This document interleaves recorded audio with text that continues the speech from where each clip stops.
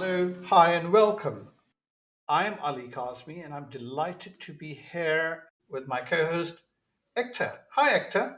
Hi, guys. Welcome to our inaugural edition of the Tax Files, a monthly audio podcast where, alongside some esteemed guests, we're going to talk into some pertinent topics around tax and accounting professionals and get to know some key members of the tax industry a little bit better. Ali, how's your week been so far? Pretty good, except I just came back from Germany, and who would have thought Frankfurt Airport had a strike? So What? there I was stranded for one day without a hotel room, and live an exciting life. Eventful. It's almost quid pro quo, isn't it? Even though the borders and everything have opened up post COVID, you just can't escape some sort of drama when you're traveling at the moment. Absolutely, absolutely. But hey ho, Hey ho. if it doesn't kill you, it just makes you stronger. Absolutely. What was Frankfurt like? Uh, Beautiful weather, Yeah. really, really nice. They're really a lot more COVID sort of like conscious. So everywhere you have to wear masks and things like that.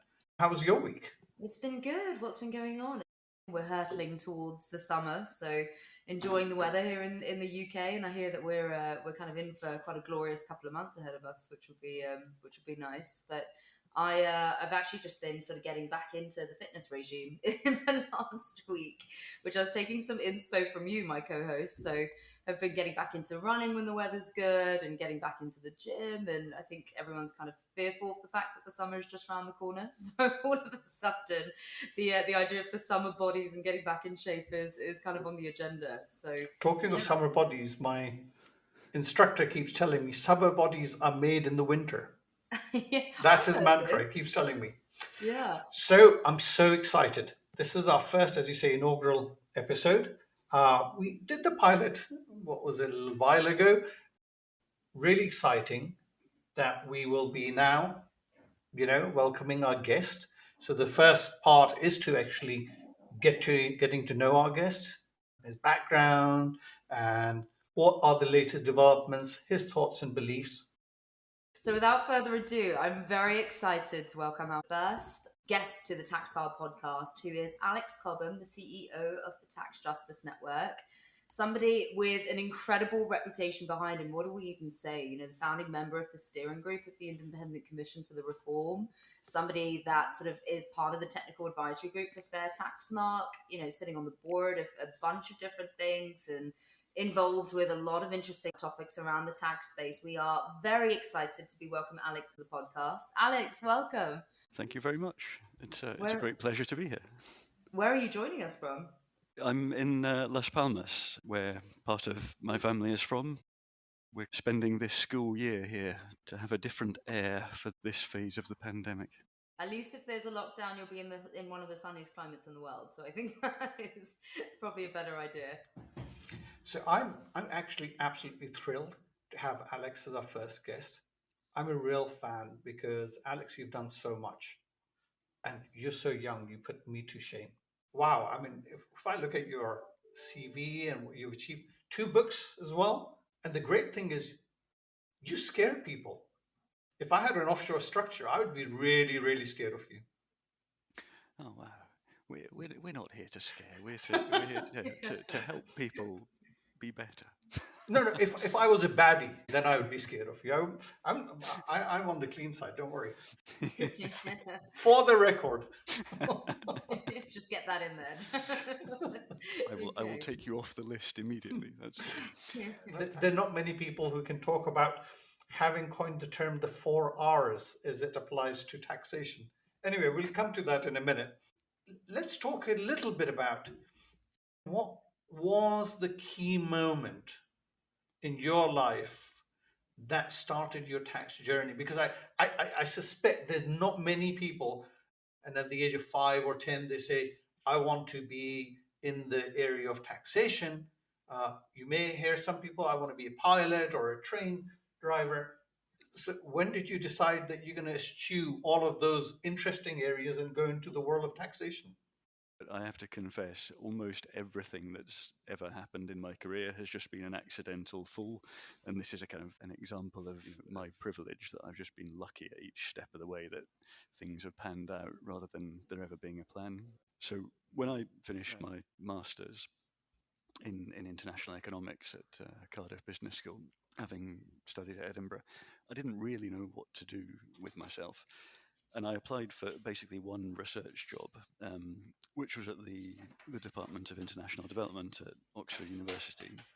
And it was mainly working on investment patterns, looking at the investment of firms of different sizes. So it wasn't really to do with tax, although tax comes in there a bit. And that was the first place that the UK government actually made a series of policy statements about tax havens. And, just as luck would have it, we were the people who'd written the background work on that. And so it was the first time for me, I'd certainly never learnt it in any of my courses, that I was seeing this connection between tax havens and development and how financial secrecy could undermine Mm. revenues. I met someone a couple of years after that who worked with one of the rebel movements in Sudan, the Justice and Equality movement. And this was under Bashir, a very harsh military dictatorship, supporting effectively the 5% of the population from the region that most of the government was from. And what they did was they used spending policy and tax policy very deliberately to exacerbate the inequalities facing the majority of the population, but they hid the data that showed that. Mm. And so I ended up, just from the back of this conversation, writing about the extent to which, in the data that was public, you could actually see this very deliberate pattern. And it kind of played into some of the work that was being done by Sudanese academics, including called the Black Book of Sudan, Mm. which showed how over decades this one group of people had basically Yeah. controlled all of the government ministries, and used that to basically put everybody else in a worse position. And bit by bit, I guess that road brought me here. Mm. That's such an interesting story. I mean, particularly the Sudanese example, which is almost an extreme way of showing just how powerful taxation can be, and not powerful then also as a force for evil. I mean, gosh, that's scary. But talking a little bit about particularly the international offshore centers, because that's obviously been a big agenda item for yourself. Look, we're dealing with tax morality here, really. But how do it's easy to attack a jurisdiction, an offshore jurisdiction, because we know that these nameplate companies and they don't have substance and so on. That's the only thing that's going for that island. And if you take that away, they will have nothing else left. That's a really interesting point. And I think you can see a development in the tax justice movement. So I think if you go back 20 years to when we were being set up, it was very much led by the OECD, what was then called the Harmful Tax Practices Program. And it was very much about saying, look, there, and there are the bad guys. These are these small jurisdictions that are responsible for the bad stuff, and they need to meet the international standards that we're setting. And it was, the backlash against that, not unreasonably, was that this was basically kind of imperial behavior and that it didn't support a level playing field. You were asking these small jurisdictions to do things that actually the United Kingdom, the United States, and other big centres were not themselves doing. And I think, because that's the moment that the Tax Justice Network and a lot of the movement got going, there's a period when, some of our rhetoric is a bit too close to that. But what's happened over time is about challenging the global inequalities in taxing rights. So it recognizes that lower income countries suffer most from international tax abuse now in terms of the share of revenues they lose. At the same time, it's driven by high income countries. In the middle of that, you have the dependent territories of those countries, especially, but not only the UK. All of those dependent territories, one way and another, were pushed down this road towards financial secrecy, towards tax havenery by the UK. My colleague Nick Shaxson has documented a lot of this from the archives. In effect, how you can on the one hand, give these places an economic opportunity, while at the same time making sure they don't undermine UK tax revenues. And the discussion's very explicit. We don't care if they undermine everyone else's tax revenues or their financial regulation, as long as they don't undermine ours, and maybe they channel some money into the City of London, which we're worried about protecting as the preeminent centre as the British Empire fades away. Now, on the one hand, it's true that it has raised the per capita income in those jurisdictions compared to the alternatives, but at the same time, it's imposed a massive, what we call a finance curse in somewhere like the British Virgin Islands or Cayman, where effectively you've sold your sovereignty. You've said to the financial sector, we will set our laws according to what you tell us we need to do. At the same time that economically, you're pushing out any other sector. The only jobs are in the financial sector. Agriculture disappears in somewhere like Jersey that used to be famous for it because it can't compete. It can't attract people. It can't pay the same wages as finance. People work in two areas. Either they're in financial services or they're providing services to people in financial services. And that creates a massive inequality. And as the world now finally starts to move to shut down financial secrecy, what's the future? Ultimately, the UK has the responsibility. The UK has saved money, perhaps even made money over decades because of pushing these jurisdictions in this direction. Now the UK has to step up to find the alternative economic path that we should have helped you with 50, 60 years ago. It's almost redefining the territory a little bit, isn't it? Some of these islands and kind of areas that have acted in this way in the past. Is that part of the wider conversation around actually what the economic path forward for some of these jurisdictions is? Is that a part of what you're doing at the moment? The Tax Justice Network, in a sense, began in Jersey. A set of people came to my predecessor and they said, we can see the damage that this model is doing to our island. We want to change it. We can raise some money. What can you do? And he said, well, look, the answer to this isn't to fix Jersey. It's to fix this as a global issue. And the pressure not to raise concerns is enormous. What we have seen is, a shift. It's become easier. So it's less impossible, if you like, for people to talk to us in jurisdictions like that. Though I think we're still seen very much as the enemy alongside the OECD. It's a hard road, and that when it's wrapped up in an organization like the OECD or the Financial Action Task Force coming and saying, you're the bad guys, fix it, when you know that they themselves are not meeting their own rhetoric, it's very difficult for anyone to say, maybe there's something in that. It feels like an attack to say there's a progressive agenda here for us that could make our lives better is quite difficult in those circumstances. Before we go to the next section, just one quick question regarding the 883 rules about unshelling and so on. Is that something that you expect? I mean, at the moment it's EU level, but do you expect and do you want to see it go across the world? We're at a point of inflection. When we got set up, we laid out a policy platform, and it included quite a large section on tax transparency, what we call the ABC.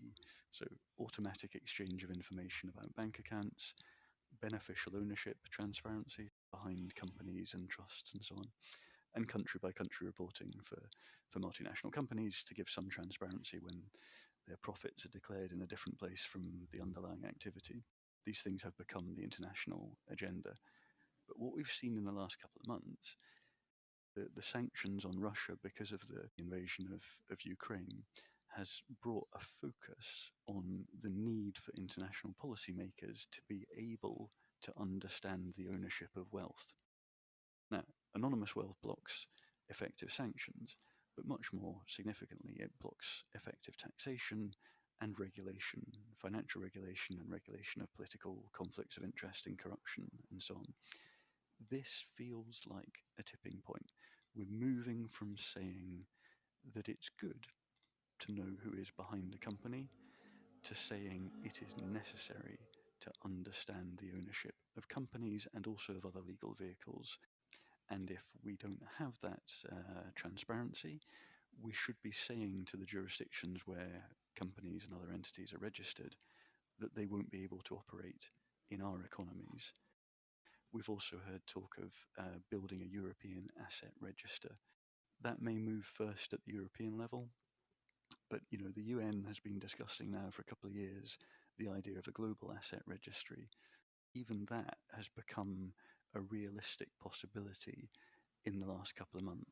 So I do think we've crossed a point, and it's a question now of how fast we're going to move. Yeah. I think the rhetoric is changing, isn't it? And I think you used a really key word there, which is transparency, right? Really delving under the skin of a lot of these structures, of understanding what the longer term impacts of effective taxation and transparency in that sort of space have on not just that direct company or sort of individual asset, but the wider picture. I imagine that would have been even more difficult to achieve from a pandemic point of view, right? Coming out of the last 2 years where arguably there was sort of more separation, more lack of conversations, other things on the agenda to deal with sort of in the immediate. Have you found that there has been areas of tax that have been exposed that we weren't aware of beforehand, or kind of things that have come out the woodwork that we weren't aware pre going into the pandemic? I've talked about particular policy areas, but actually we see our role as about shifting the narratives. You can convince policymakers to do one thing one time, but if they don't actually buy the underlying narratives, then it won't stick. Putting through a register of persons of significant control, the beneficial owners of UK companies, but actually not really buying into it. And so they never resourced it to allow for any verification or any enforcement, which is why we have, all these companies registered in the name of Joe Stalin and Jesus Christ and so on, because nobody is checking it. So you have to change the mindset. And the pandemic in that has been, in some ways, very positive. It's given people a chance to think about fairness in some important ways. When the Netherlands government came out early in the pandemic and said that the European Union shouldn't be giving additional funds to Italy and Greece and Spain and Portugal that were bearing the brunt of the pandemic in the early stages because these countries had not been fiscally responsible, we were able to supply those governments with analysis that showed that in fact the Netherlands was responsible for many billions of losses of euros in tax because of the way it operates as a tax haven, a corporate tax haven within the European Union. And that dynamic flipped entirely, and you saw this pushback to the extent that the next election last year in the Netherlands was fought by 7 different parties that were committed to stopping the Netherlands being a tax haven. So there's 2 big steps in there. One was that they accepted explicitly that the Netherlands was a tax haven, and the second that they didn't want it to be one. Yeah. That, compared to where we were in 2019, when effectively there was the same denial that you see in Ireland, in the UK and lots of other places, that we're not a tax haven, that was a massive shift, changing also the way that people were thinking about the policies between the member states, about transparency. And it extends beyond the European Union. We've even seen the United States, which has always been the big holdout, introduce not yet a public register, but at least a central register of the beneficial owner of companies to help law enforcement. There's been an understanding that, if you allow this lack of transparency, it opens up the abuse of bailouts in the pandemic, where there's been a lot of public anger. That the lack of transparency has led to all of us suffering more than we should have done. Would you say, though, whilst I know your work has been about illicit financial flows and inequality and development side of things, that what has taken a backseat is the green agenda because of the pandemic, where there should have been a lot more movement in the fiscal regimes around the world. That unfortunately has got sidelined, and that should have been at the top of the agenda. It's just a personal feeling. I suspect because there's an urgent need to attend to these issues fiscally, we are in a very, very difficult position. There should have been a lot more focus on green taxes. Net zero is not that far away. Yeah, I think that's absolutely true. Governments are quite simple animals. They find it very hard to focus on more than one thing, just like we do as humans. And the pandemic has obviously kind of wiped the entire policy agenda for a great many governments. It's also provided a bit of an excuse because a great many governments just aren't that serious about it. But where we are now is interesting and slightly worrying. We're recording this the day after the UK Chancellor's spring statement. One of the things that's been done in response to the great spike in energy prices has been to cut fuel duty. That's a really bad response in two main ways. Firstly, the great bulk of the benefits of that will go to higher income households, not to the people who need it most, the people who are deciding whether to heat their houses or to eat and feed their children. And then secondly, it's bad in terms of, as far as it does anything, it incentivizes more use of dirty fossil fuels, which we, the world, cannot afford. So there is a risk right now that the immediate cost of living crisis drives some pretty retrograde steps in terms of climate. But the bigger picture, and I think, Ali, this is kind of where you were going, we need to be moving to global standards really very quickly on carbon pricing. The big risk there, though, is that in the same way that the current corporate tax proposals do, we could end up with carbon pricing proposals that effectively raise revenue for high income countries and put costs on low income countries. So we need to make sure that we're building in mechanisms of redistribution. I think you're absolutely right. Alongside the tax agenda, this is a bigger conversation, I think, around sort of corporate social responsibility and kind of where that front sits. As you mentioned with the Chancellor's announcement, it's almost a knee-jerk reaction to kind of an impending crisis, but without really kind of contemplating actually what is the bigger picture behind it. In an ideal system where sort of everything is working the way that it needs to be, what would you want to see first implemented? So carbon pricing and something like a carbon dividend to ensure a very powerful redistribution between countries is crucial, but that requires a level of international coordination. At the national level, we've talked about the transparency measures that I do think have kind of passed a tipping point, and I think we're on a quite rapid road now to addressing the biggest problems there. But as a national tax question, the issue that we're seeing increasingly coming up, and where there is an important opportunity, but also a major political challenge, is around wealth taxation. So we've seen a number of countries. Argentina has been a leader in this. Introduce wealth taxes, in the teeth of people saying you can't do this, it will never work. It's too easy to avoid and evade, and or just all the money will go somewhere else. And you won't raise anything. Actually, they've raised very substantial, billions of dollars within the first year. So it's been demonstrated both to be effective and to be very important and highly progressive. Now, if we think about the underpinnings of wealth, so much of the wealth in our societies we ought to consider broadly as illegitimate. Think about the centuries in which we've effectively had patriarchal wealth systems. It's been impossible, or at the least very difficult, for women to be the formally recorded owners of assets, often impossible for them to inherit. So we've created this very, very patriarchal pattern of wealth ownership. Then, if you think that most wealth still is owned in the high income countries that used to be imperial powers, and most of the wealth that they own is the result of the imperial extraction they carried out over a couple of centuries, how legitimate do we consider any of that? This isn't just about asking the question about whose statue might be up in a British city. It's about questioning almost the entire structure of wealth in our economies.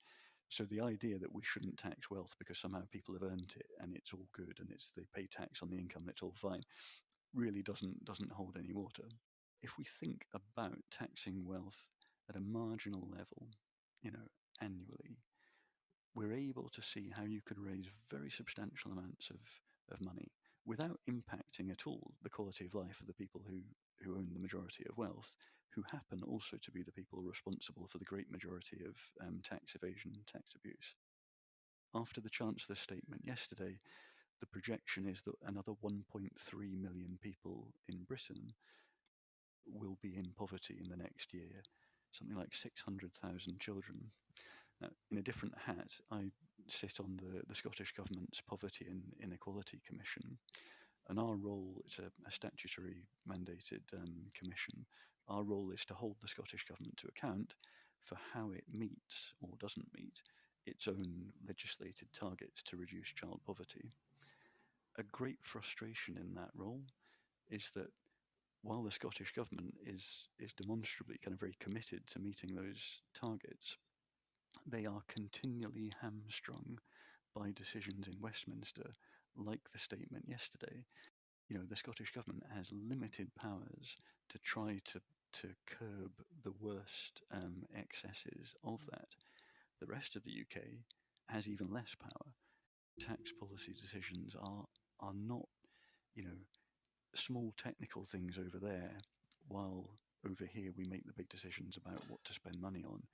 And if we don't consider the human impacts of the tax decisions, we are committing inadvertently or otherwise to poverty and inequality. I hear what you're saying, but the argument that is premised is that for the competitiveness of national economies, for countries to do well, you almost need to have in place a inequity, or the taxation system needs to be able to reward the well off. And that's why, sort of like generally part of the liberal agenda has been a relaxation on taxation. So most people can create wealth and they should be allowed to keep it.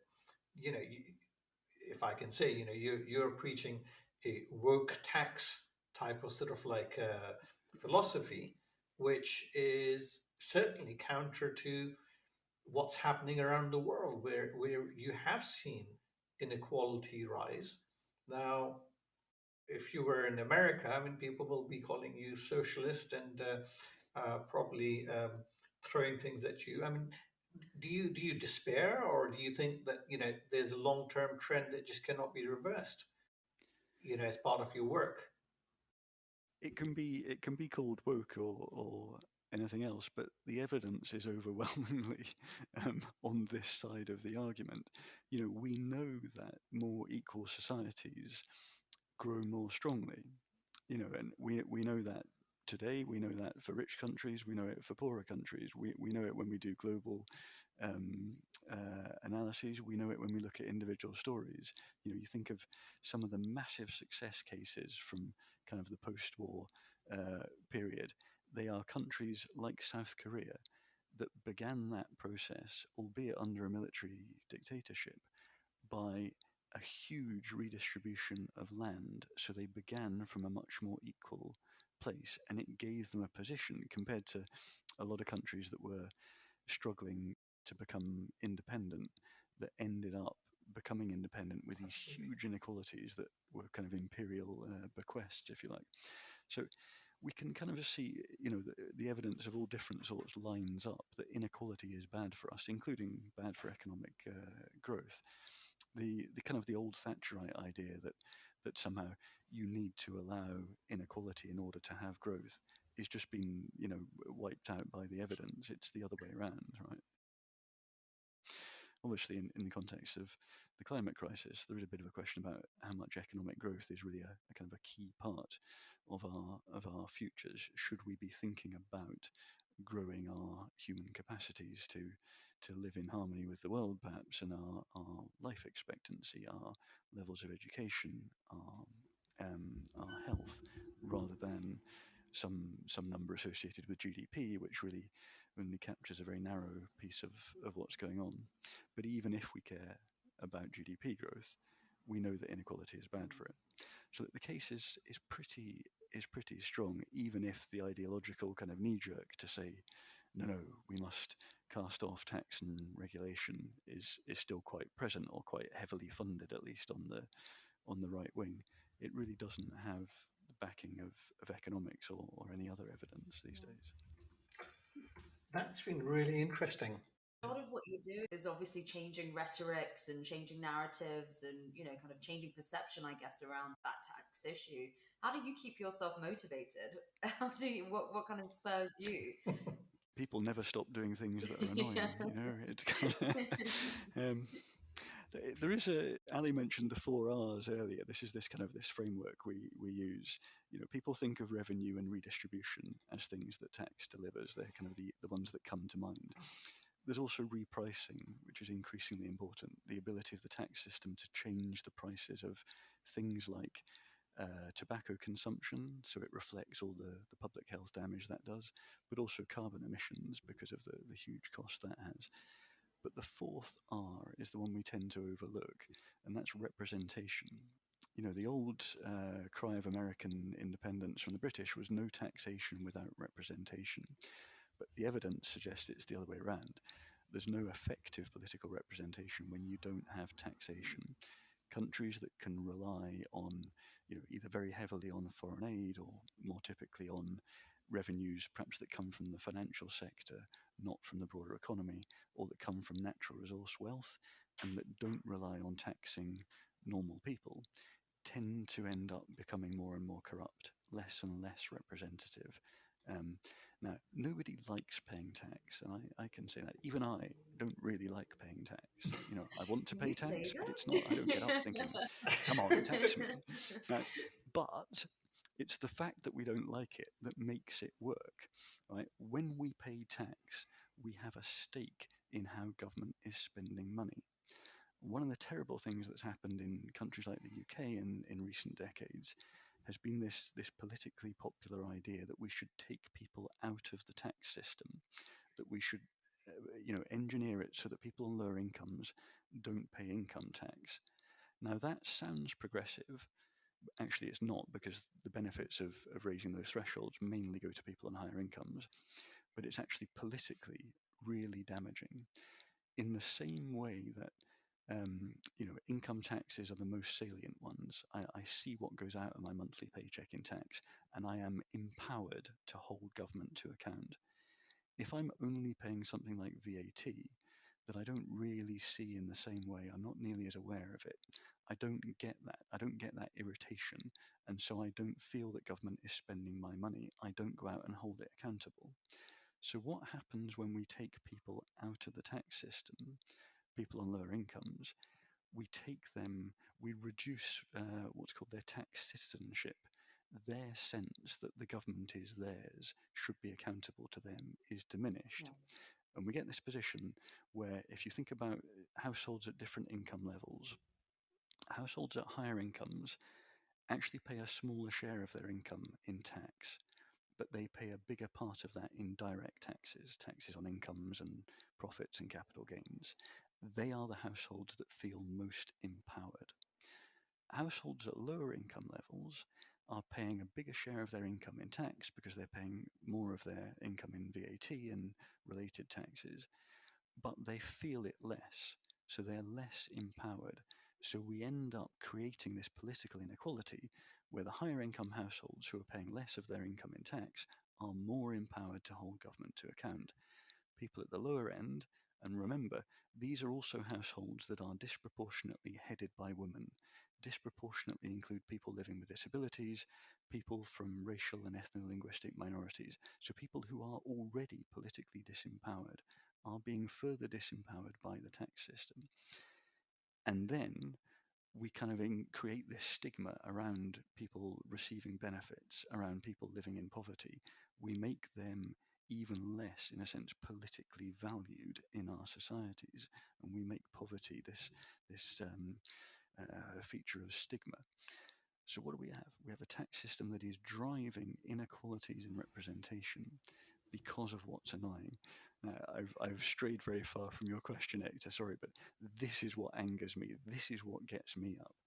I want a tax system that does the job. I want to not have to think about tax as being the biggest thing, because it should just do this stuff. It should empower everyone or reduce political inequalities. It should reduce economic inequalities. It should reduce rather than exacerbate the inequalities between countries. The idea that we still have international tax rules that leave lower income countries losing the biggest share of their tax revenues, while the rules are set by the OECD, this group of rich countries that benefit most from it. And even within them, we have tax systems that are driving the inequalities. So their lower income people are also losing out. We can see this all, we know it all, and we allow it to continue. It's a frustration that if this doesn't get you up in the morning to fight for tax justice, you're doing it wrong. Honestly, I found myself about to kind of make a banner and stand in the street or something. Literally, I'm feeling very passionate about this right now. Absolutely. I mean, it's quite interesting that, when you've got, essentially, we've become a country of just about managing, isn't it? Sort of like a whole host of people. We've had a really interesting, deep dialogue about how we can correct, or at least, what is important on the agenda. And I think we've probably reached an inflection point whereby we spend a little bit of time getting to know a little bit more about you, Alex, as a person. Ektaa, I believe you have some questions for. Alex, are you ready to enter what we're calling here at the Tax Files the rapid fire round? Oh Lord, I'd rather talk about tax than me. Brace yourself. Yeah, it's going to get very technical here. So if you are ready, let's kick off. Right, Star Wars or Star Trek? Both imperialist nonsense, but Star Wars. Man City or Man United? Man United, but FC United of Manchester, given the choice. What is your food heaven, Alex? Oh, gambas al ajillo, prawns in garlic that they do here in the Canary Islands. That's just beautiful. And transversely, what is your food hell? Do you know what? The only thing I can't deal with is raw apple. Never could. Interesting. Keep the raw apples at bay then.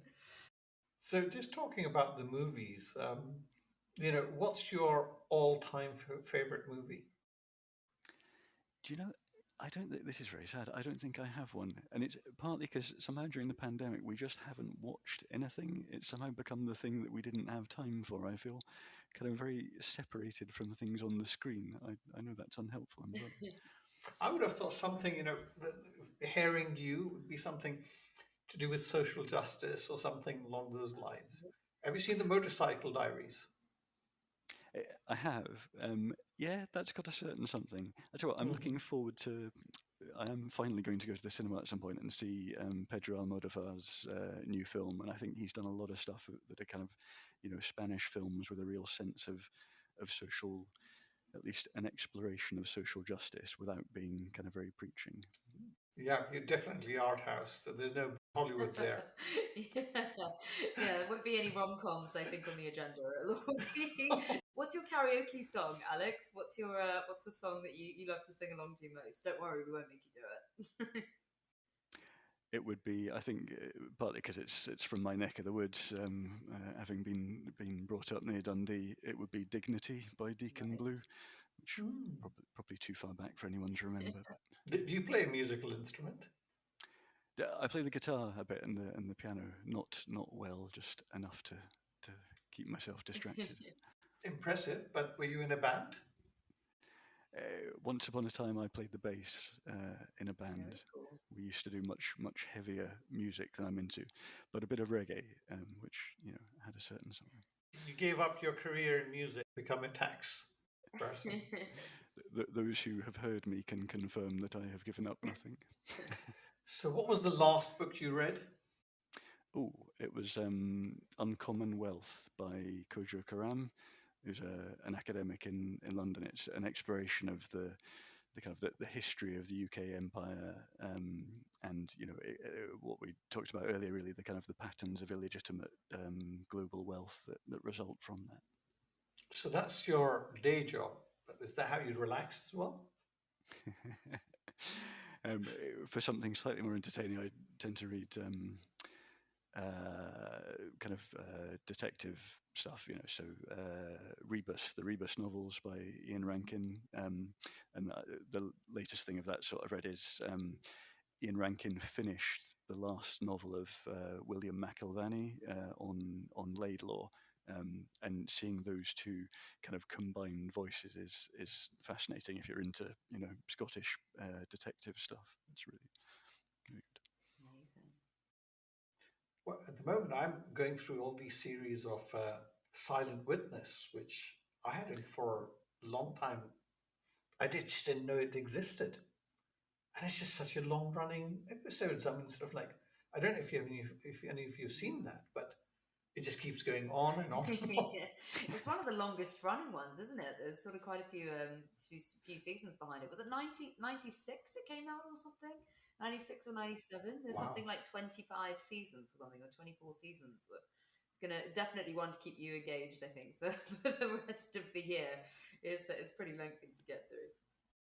Yeah, it's interesting how these tax people go into all this gory and detective stuff.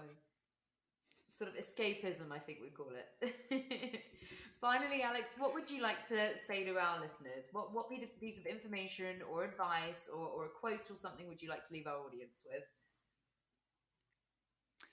Oh, look, the world is full of people working in jobs that they do to earn money, and we're all in that position. I'm unbelievably privileged to do something that I love, and I know a great many people are not. But for people who are working in tax and financial services, there might not have been a choice 10 or 20 years ago to say, I want to be working in a way that's making things better, or at least not contributing to making things worse. I think there is space now to do that. And so, I hope people listening to this aren't thinking, this is just, it's kind of this do-gooder who's off on one, and this is unrealistic and nowhere near the existence I have. There are opportunities. We hear from an increasing number of people at the Tax Justice Network who are, who want to blow the whistle. Right? And often we're kind of putting them in touch with lawyers and helping them find their way through what can be a difficult process. I'm not saying everyone should be blowing the whistle, but I think within companies there is a lot more space than there used to be to say, I want to insist on doing this ethically. The professional services that we provide are valuable and legitimate, but there's this bit of stuff over there that isn't quite right. I don't want to be doing that. I don't want us to be doing that. Take that space. Right? It's the professional space in which you're working, and there is room to push, and the only people who can do it are you. You don't necessarily need to set up a standing order to the Tax Justice Network, though please do that too. But you can find in your own lives the path that just allows you to make things a little bit better, and perhaps allows you to feel better about the work you're doing too. Great.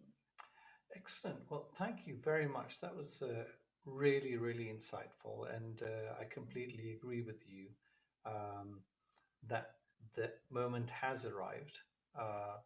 ESG is real. It is happening.